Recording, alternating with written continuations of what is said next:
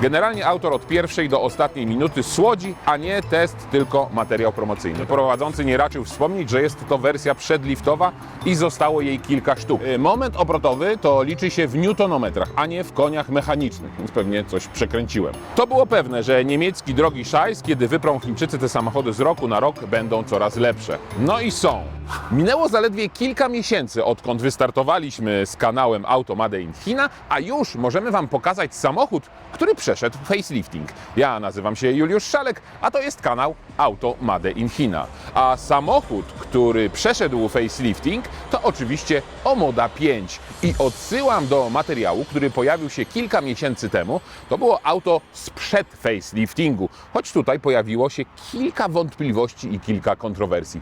Pytaliście, dopytywaliście, burzyliście, że nie wspomniałem o tym, że auto jest po faceliftingu, bo faktycznie było tak, że auto na nasz rynek wjechało, ale nie do końca było wiadomo, czy to jest auto przed, czy po faceliftingu. Teraz sprawa jest jasna. Wtedy to było auto przed liftingiem, teraz to jest auto po liftingu. I co się zmieniło? Auto cały czas to kompaktowy SUV segmentu B.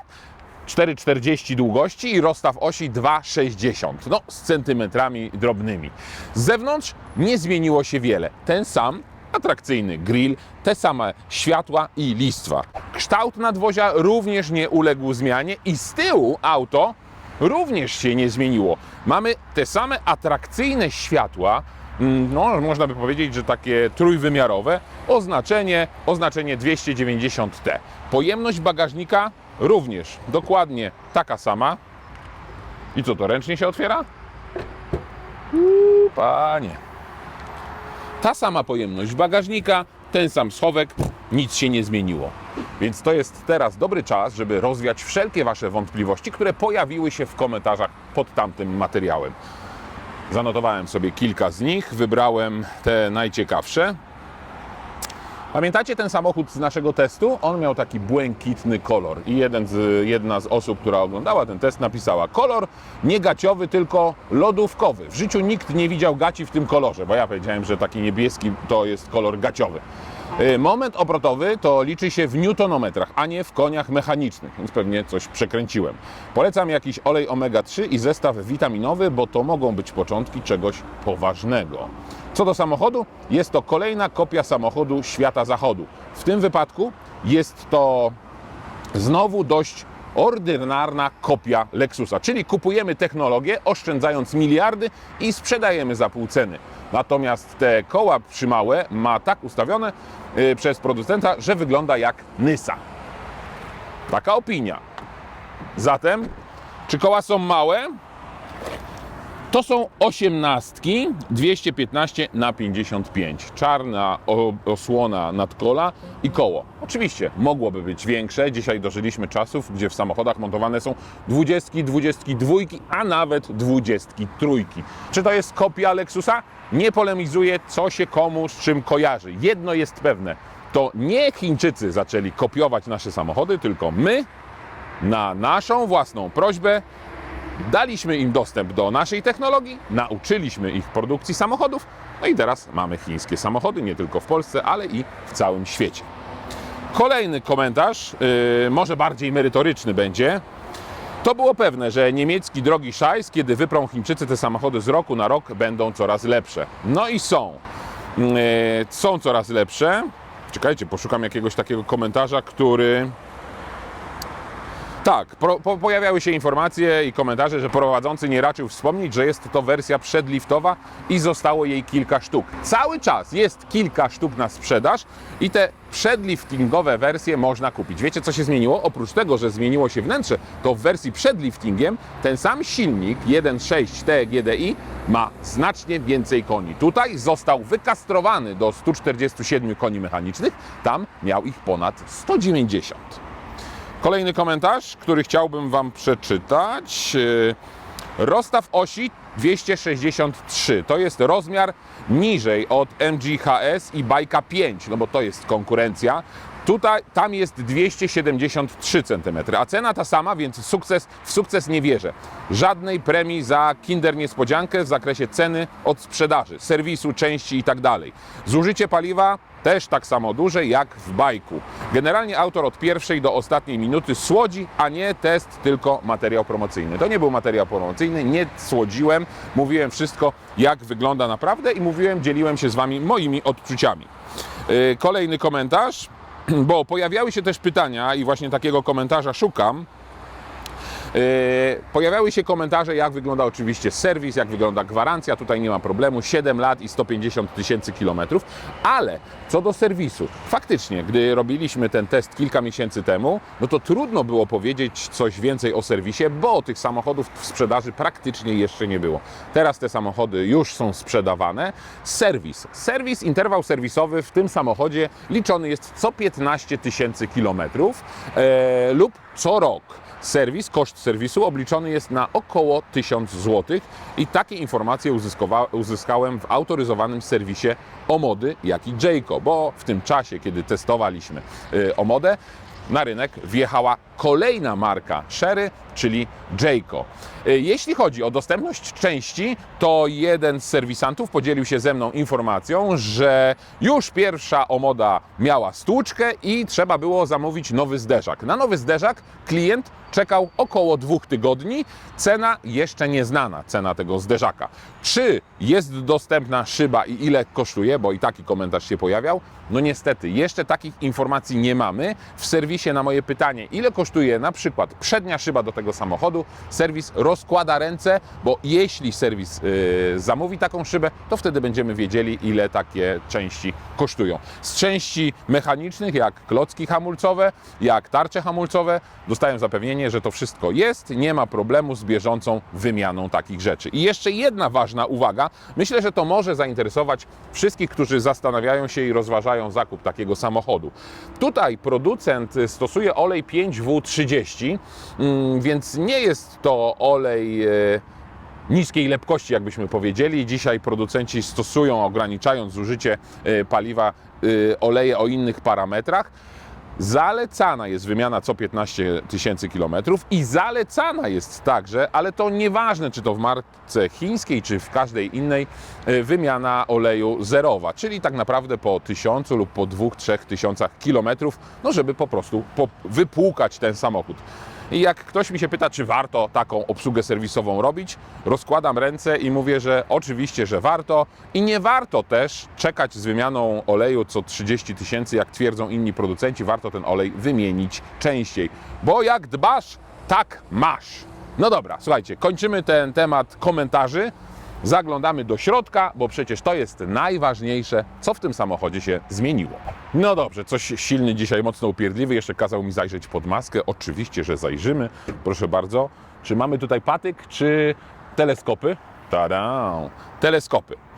Silnik to jest dokładnie ta sama jednostka, co przed liftingiem, czyli 1.6. Tutaj 147 koni mechanicznych, 275 Nm. O, patrzcie. Ta pokrywa jak wyciszona, nóweczka, w ogóle nie jest zabrudzona. Co jest istotne w przypadku tego silnika? Że silnik jest sprzężony z tą samą skrzynią biegów. Zmieniła się jednak pozycja, jedynie zmieniła się pozycja dźwigni zmiany biegów, o czym powiem Wam w środku. Wiele elementów, i to czasami gdzieś tam jest widoczne, jak zaglądam pod maskę takich samochodów, wiele komponentów jest produkowanych przez dużych dostawców międzynarodowych, jak Bosch, Continental, Warta i tak dalej. Tutaj troszeczkę pozaglądałem tu i ówdzie i na przykład okazuje się, że takich komponentów nie ma. Większość z nich ma znaczek Chery, więc to jest jasny sygnał, że te wszystkie komponenty też są chińskie. Nawet akumulator, zobaczcie, to nie jest Warta, to jest Exit, czyli lokalna produkcja. No ale jeśli jeszcze głębiej byśmy trochę tutaj pozaglądali, to zobaczcie. Otworzymy skrzynkę z bezpiecznikami. Tutaj wszędzie mamy napisy w języku chińskim, ale również są tłumaczenia i mamy dostęp w języku angielskim i wiem, który bezpiecznik do czego służy. A same bezpieczniki, każdy ma logotyp Chery. Niektórzy pytają i niektórzy mówią, o, bo te samochody w ogóle przyjeżdżają do nas bez oleju. olej jest. Ojej, powiedziałem, że te wszystkie rzeczy są i na pewno ktoś sobie pomyśli, że to jest promocja, reklama, że reklamuję chińskie samochody. Nie, moi drodzy, ja ich nie reklamuję. Ja po prostu chcę pokazać Wam, jak wygląda świat motoryzacji, także tej chińskiej, która pojawia się na naszym rynku. A Wy sami zdecydujecie, czy warto wybrać chiński samochód, czy inny, jakikolwiek inny, bo konkurencja jest najważniejsza, prawda? W sumie, moi drodzy, mogłem sprawdzić, co gadałem o Omodzie wtedy, w tej niebieskiej, jak ją testowaliśmy, ale to nie jest duży samochód. To jest samochód segmentu B, to jest taki kompaktowy crossover, kompaktowy SUV, 4,40 długości, niecałe, bez kilku centymetrów. Rozstaw osi to 2,61 m dokładnie centymetrów, więc no nie ma po prostu cudów, tu tego miejsca nie ma aż tyle, żeby można sobie usiąść na przykład z nogą na nogę. Ja mam 198 cm wzrostu, dlatego to poczucie przestrzeni tutaj no, mam nieco zaburzone, ale przecież siedzi się wygodnie, mieszczę się w tym samochodzie bez problemów, na wysokość, nie dotykam dachu, miejsca na stopy mam bardzo dużo. Coś, co nie do końca jest oczywiste, nie tylko w chińskich samochodach. Fotel jest wygodny, trochę mam wrażenie, że to tutaj przeszkadza, jeśli chodzi o komfort siedzenia. Za bardzo jest to wszystko tutaj jakieś takie, nie wiem, wybrzuszone, ale siedzisko jest wygodne, nie jest może tak fajnie wyprofilowane jak na przykład w innych samochodach. Mogłoby być też trochę dłuższe, ale nie ma środkowego tunelu. Tutaj mamy porty USB, w zasadzie tylko i wyłącznie. Jakieś kieszonki na telefon na przykład, albo coś w tym rodzaju. No i podłokietnik. Podłokietnik z cup holderami. I w zasadzie tyle, bo największe zmiany oczywiście są tam. Często narzekamy, że tylne drzwi różnią się od przednich i ich jakość jest zdecydowanie gorsza, no bo producent sobie myśli, ej, słuchajcie, kto tam siedzi z tyłu tak naprawdę? Dzieciornia, a dzieciornia nie potrzebuje jakości, prawda? A tutaj, proszę, to jest dokładnie to samo. Jest twarde, ale tu jest miękkie i ładne, a z przodu wygląda dokładnie tak samo. To jest ten sam materiał, to jest bardzo podobny panel, jakość ta sama, tutaj jest miękko cały czas, a tutaj jest twardy plastik. No dobrze, najważniejsza rzecz, jeśli chodzi o Omodę 5, to jest kompletnie nowe wnętrze, nowa deska rozdzielcza, nowy tunel środkowy. To wszystko wygląda bardzo ładnie. A czy jest funkcjonalne? Czy jest bardziej funkcjonalne od tego, które było przed liftingiem? Oczywiście, że tak, chociaż nie obyło się bez ergonomicznych wpadek. Bo na przykład taki sam błąd popełniła Toyota RAV4 kiedyś, wysuwając element ozdobny deski rozdzielczej bardzo mocno do kabiny. Zobaczcie, może z tej perspektywy tego nie widać, ale deska rozdzielcza kończy się w tym momencie. Jeśli ja bym usiadł na miejscu pasażera, to moja noga cały czas uderzałaby właśnie o ten element, który w tym momencie jest najbardziej wysunięty właśnie w stronę kabiny. To nie jest fajne, bo to zabiera miejsce. Przez to ja nie mogę odsunąć się na fotelu pasażera i silny ma mniej miejsca. Proste, proste. Poza tym projekt jest bardzo ładny, materiały. Tutaj mamy miękkie tworzywo, tutaj mamy plastikowe drewno, bardzo ładne satynowe wykończenie. Tak naprawdę to jest taki chrom, ale przyciemniany, taki butelkowy. Tutaj mamy aplikację małego autka, to nie jest Omoda, to jest samochód przyszłości. No i klasyczny wylot powietrza, kratka powietrza i uwaga, jeśli jesteśmy o właśnie wentylacji, mamy tutaj do czynienia z klasyczną, manualną niestety klimatyzacją. Do niej dostęp jest bardzo szybki, bo tak, jeśli jesteśmy w ekranie, w trybie ekranu tego głównego, to możemy ściągnąć tak naprawdę, z dołu do góry i od razu nam się odpala ekran klimatyzacji. I cóż tu mamy? Oczywiście siłę nawiewu, kierunek nawiewu, możemy klimatyzację włączyć lub wyłączyć, no ale gdzie ustawić tę temperaturę? I okazuje się, że nie dosyć, że to jest klimatyzacja manualna, to jeszcze jednostrefowa, czyli nie widzimy, jaką ustawiamy temperaturę, tylko idziemy w stronę pola czerwonego albo pola zimnego. No szkoda. Mamy gości. Może są zainteresowani chińskim samochodem. Co jeszcze ciekawe? Ciekawe to jest o tyle, że mamy manualną klimatyzację, ale mamy także podgrzewane lub wentylowane fotele. no to jest rzadkość, jeśli chodzi o ten segment samochodów, chociaż coraz częściej i to pojawia się właśnie na liście wyposażenia dodatkowego. Mamy możliwość ładowania telefonu z ładowarką indukcyjną chłodzoną. Wtedy ten tunel w wersji przedliftingowej był taki zadarty do góry i ten telefon mógł sobie leżeć bardziej na widoku. Teraz jest schowany w specjalną półeczkę, możemy to zamknąć i mamy tutaj ten gustowne plastikowe drewno. Na szczęście to nie jest piano black. Mamy dwa tradycyjne cup holdery. Tutaj mamy mały poręczny schowek, nie wiadomo na co. Tutaj mamy przyciski do włączenia klimatyzacji, podgrzewania szyb, awaryjnych kierunków i wybory trybów jazdy. Eco Mode, Sport Mode, Eco Mode. No i tak można sobie wybierać. Sport Mode. Jest jeszcze normal, ale pani jakoś nie chce powiedzieć o tym trybie. A ja tutaj ustawiłem sobie... Czy my jesteśmy włączonym silnikiem? Jesteśmy włączonym silnikiem, ale jesteśmy też w trybie sport, słyszycie? Silnik zaczął pracować. Mamy tutaj ten tunel środkowy, on wygląda bardzo ładnie, płaski, niezadarty. Tutaj mamy duży schowek. Czasami narzekam na jakość plastików właśnie gdzieś tam pod spodem. Tutaj mamy to wyłożone taką gumową ceratą i bardzo dobrze, bo bez tego byłoby nieprzyjemne. Z tym jest zdecydowanie bardziej miłe w dotyku. Co ciekawe, tutaj mamy dwa porty USB. Skierowane do kierowcy. Tutaj z kolei mamy tradycyjne gniazdo zapalniczki, a po środku tego tunelu środkowego mamy przełączenie, włącznik, wyłącznik poduszki powietrznej, czyli nie musimy otwierać drzwi, nie musimy tego szukać gdzieś z boku deski rozdzielczej. Ciekawe. Jak wygląda kwestia montażu? Dość solidnie, muszę powiedzieć. Zauważyłem jedynie, delikatnie wibruje ten element tutaj na środku deski rozdzielczej. On zaczyna drżeć przy pewnej prędkości. Jest to dość dokuczliwe. Zobaczymy, czy to będzie się powtarzało, czy nie. Oczywiście nowy jest cały wyświetlacz.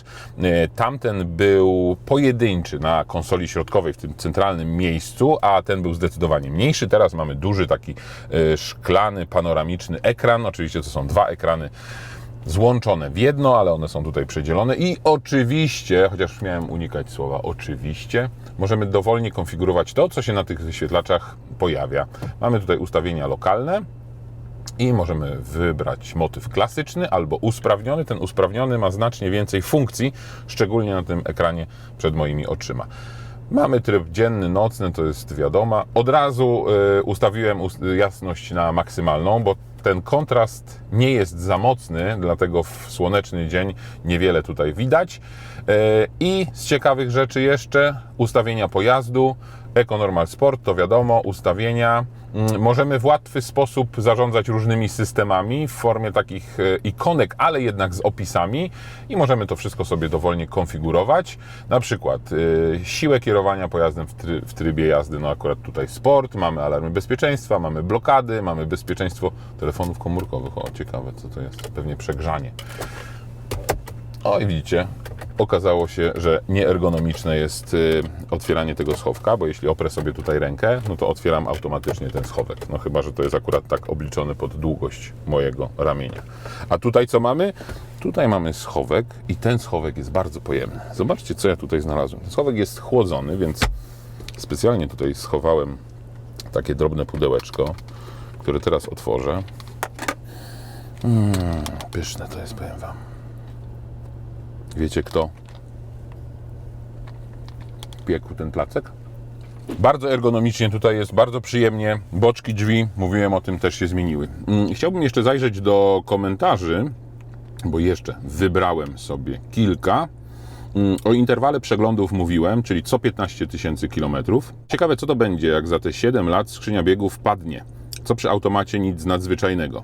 Zawieziemy do zakładu naprawczego, powiedzą, że nie mają części. Szukaj pan w Chinach. Za 7 lat Chińczycy powtarzają, że tutaj mają ambitne plany, więc nie sądzę, żeby za 7 lat zrezygnowali z naszego rynku ani za 2, ani za rok.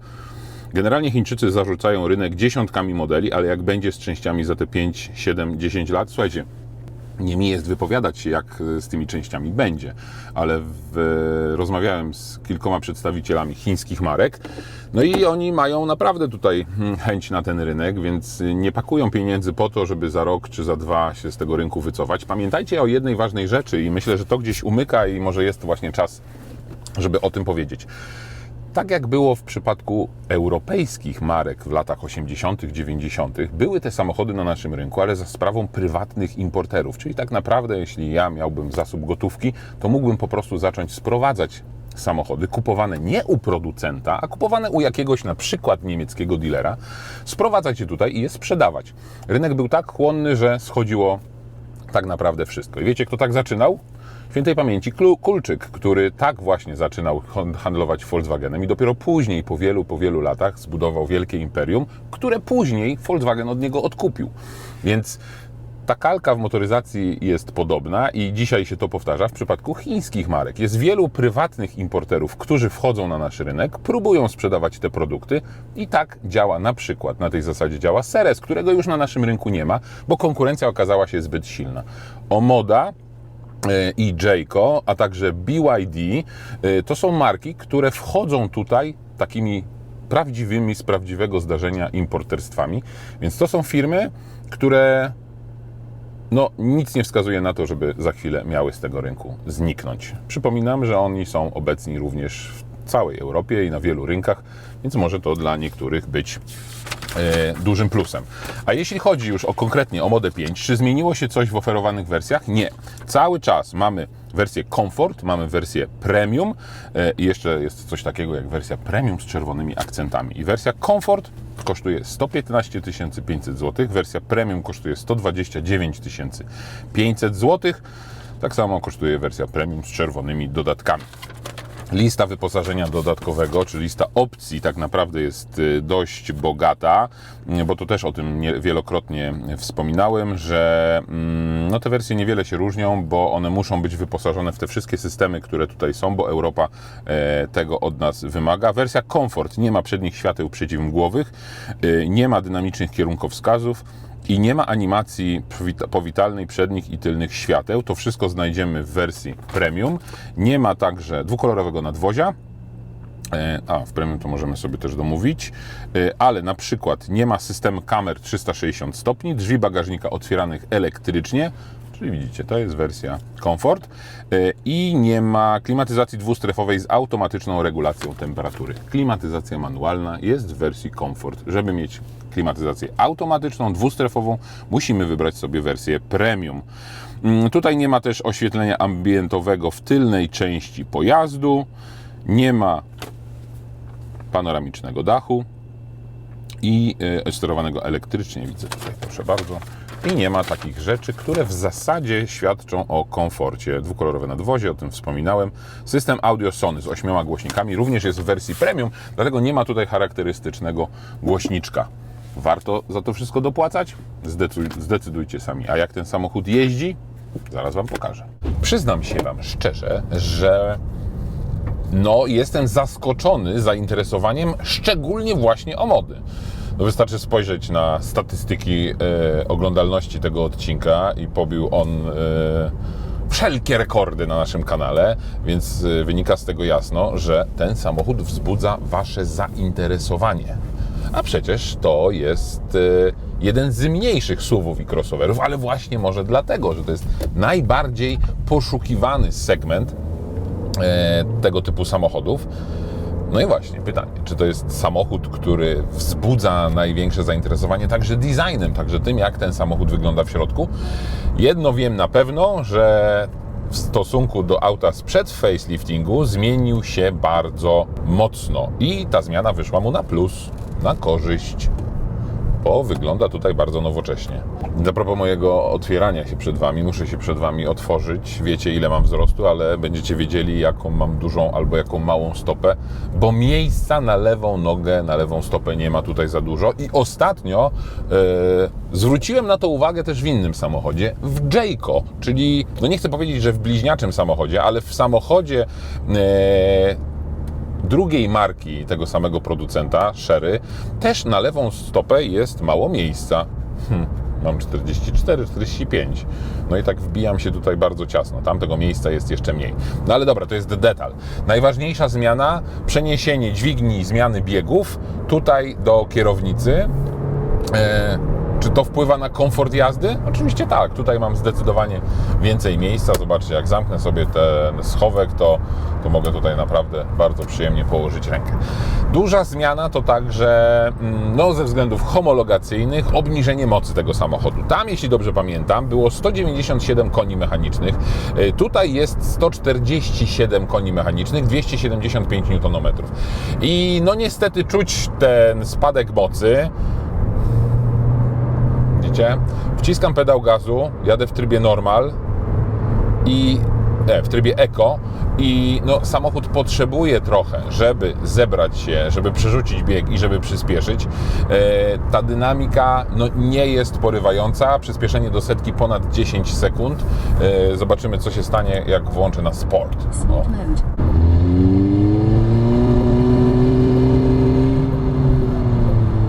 No dobra, można się śmiać, ale sytuacja wygląda dość poważnie, bo tak, z jednej strony mam taki dźwięk silnika, ale z drugiej strony w tle przebija się szum, takie harczenie jak kiedyś ze starych głośników. Jeszcze raz.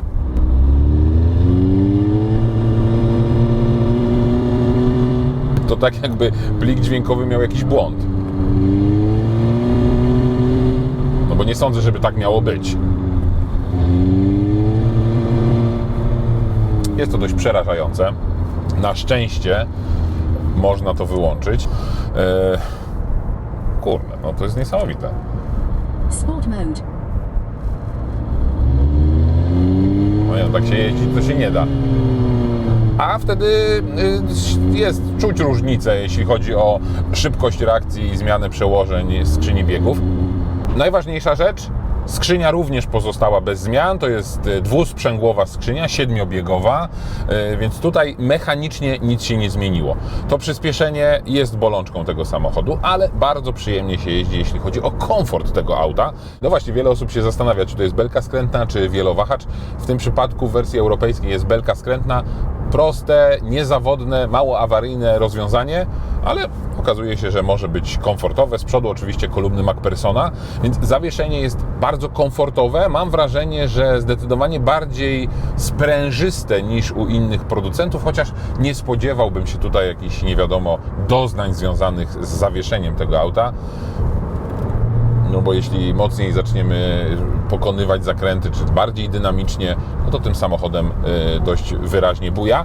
Chociaż tutaj też trzeba pamiętać, że ten samochód, nie dosyć, że on jest dość kompaktowy i jednak nieduży w swoich wymiarach, to także Omoda jako jedno z nielicznych aut w tym segmencie, w kategorii aut SUV, jest niskie. A to wpływa oczywiście na komfort prowadzenia, na hałas, na oszczędność. No właśnie, oszczędność. Aha, i tego nie powiedziałem jeszcze, bo zmieniły się też przyciski na kierownicy, czyli zmienił się cały przód, cała deska rozdzielcza, tunel środkowy, boczki drzwi, no i oczywiście kierownica z tymi przełącznikami, bo kierownica została taka sama, ale przełączniki są inne. Oczywiście łatwo prawym kciukiem mogę sobie zmieniać tutaj ciśnienie, podgląd pod ciśnienie koła, czyli właśnie te wskazania komputera po starcie, od resetu. No i jak wygląda to zużycie po resecie? Zresetowałem ten samochód w momencie, kiedy go odebrałem i co? 9,7 to jest średnie zużycie.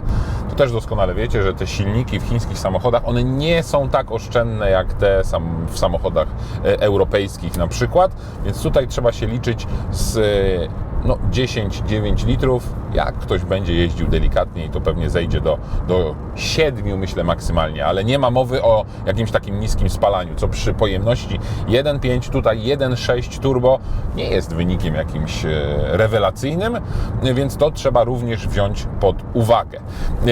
I jeszcze jedna rzecz, o której chciałem Wam powiedzieć i chciałem właśnie włączyć aktywny. Jestem rozproszony. Chciałem włączyć aktywny tempomat. Tutaj na pokładzie jest. Właśnie teraz włączyłem sobie aktywny tempomat. Zwiększę prędkość. Oczywiście mogę regulować sobie odległość do auta poprzedzającego. Mamy poziomów, mamy 4 poziomy, 5 poziomów, to jest dość niespotykane, bo z reguły w europejskich samochodach mamy 3, góra 4. Teraz jadę z ustawionym dystansem najdłuższym, więc w Polsce wiecie jak to wygląda. Jadę sobie tutaj, za każdym razem ktoś będzie wjeżdżał przede mną, bo ta odległość jest dla wielu kierowców za duża. No trudno, tak już jest. Mam ustawioną prędkość na zdecydowanie wyższą niż jest tutaj dozwolona, ale oczywiście prędkość ustalana jest mojego samochodu z samochodami, które jadą przede mną. I muszę Wam powiedzieć, że aktywny tempomat działa bardzo płynnie, nie ma jakichś takich nerwowych ruchów, szarpnięć czy czegokolwiek. Teraz wjechał samochód przede mną, stało się to na tyle daleko, że nawet nie poczułem, jak samochód mój hamuje. Wspomaganie kierownicy oczywiście elektryczne. Nie jest to jakiś super precyzyjny układ, ale do takiego zwyczajnego samochodu, do zwyczajnego poruszania się w zupełności wystarcza. No i ten fenomen omody, który jest zauważalny, to jest niesamowite i tak próbowałem się dowiedzieć, z czego to wynika. No i odpowiedź jest prosta. Ten samochód po prostu ludziom się podoba. Podoba się Wam? Dajcie znać w komentarzach, czy faktycznie to auto jest na tyle wybijające się designem, może jakością, że faktycznie spośród tych samochodów chińskich, które się pojawiły, akurat ten szczególnie zwraca Waszą uwagę. Jedna z osób komentująca wysłała mi prywatną informację, prywatną wiadomość z pytaniem, czy wybrałbym ten samochód, czy właśnie na przykład takiego bajka. No i muszę powiedzieć, że zamieniłem kilka słów z tą osobą i niestety namawiałem na pewno, żeby wsiadła do tego samochodu i się tym samochodem przejechała. Niestety w mieście, w którym mieszka, no nie ma akurat w okolicy salonu Omody. Ma być, ale jeszcze ta sieć się rozwija i z 20 ma powstać 30 salonów, później 40, a plany sprzedażowe są bardzo ambitne, bo to aż 18 000 sprzedanych sztuk w przyszłym roku. Wyobrażacie sobie? 18 000 sztuk? Ja w to... Trudno mi jest w to uwierzyć, bo to jest poziom Renault. Słuchajcie, żeby nieznana marka w rok tak naprawdę osiągnęła poziom legendy marki z ponad 100-letnią historią, to jest naprawdę coś niebywałego. Czyli co? Za rok, a tak naprawdę w styczniu 2026 roku zapukamy i powiemy, sprawdzam, tak zrobimy i tak się umawiamy. Reasumując, wjeżdżamy do tunelu, 80 na godzinę, ale prędkość jest sczytywana z samochodu przede mną, a nie ze znaków drogowych, chociaż mam te informacje, bo tutaj jest też system odczytywania ograniczeń prędkości. Reasumując, Omoda wygląda atrakcyjnie. W środku zdecydowanie zmiany na lepsze. Jeśli ktoś nie jest tak wysoki jak ja, to nie będzie mu przeszkadzać ten element deski rozdzielczej, który po prostu wrzyna się w kolano. No nie każdy też jeździ w czwórkę, więc trzeba po prostu to wziąć pod uwagę. Ale zdecydowanie jeśli chodzi o jakość, to ten samochód wybija się na tle konkurencji. A pamiętajcie, ja to powtarzam, bo Omoda właśnie konkuruje z europejskimi markami, ale też z azjatyckimi. No, konkurencją może być przecież dla tego samochodu bike wspomniany, czy Toyota, czy Hyundai, czy Kia, no ale także Skoda albo Volkswagen.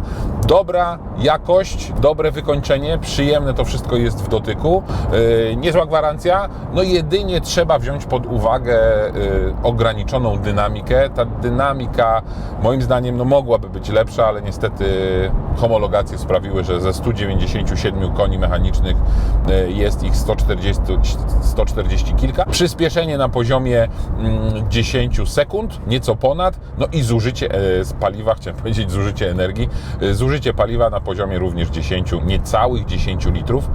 To jest różnica i to jest różnica, którą trzeba wziąć pod uwagę. Tyle w zasadzie, jeśli chodzi o Omodę, a już niebawem pojawi się zapewne Omoda elektryczna.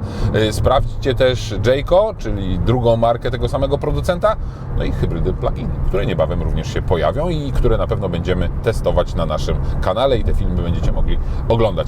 A na koniec żenujący żart prowadzącego. Co ile chemik jeździ na wakacje? Co 2. CO2.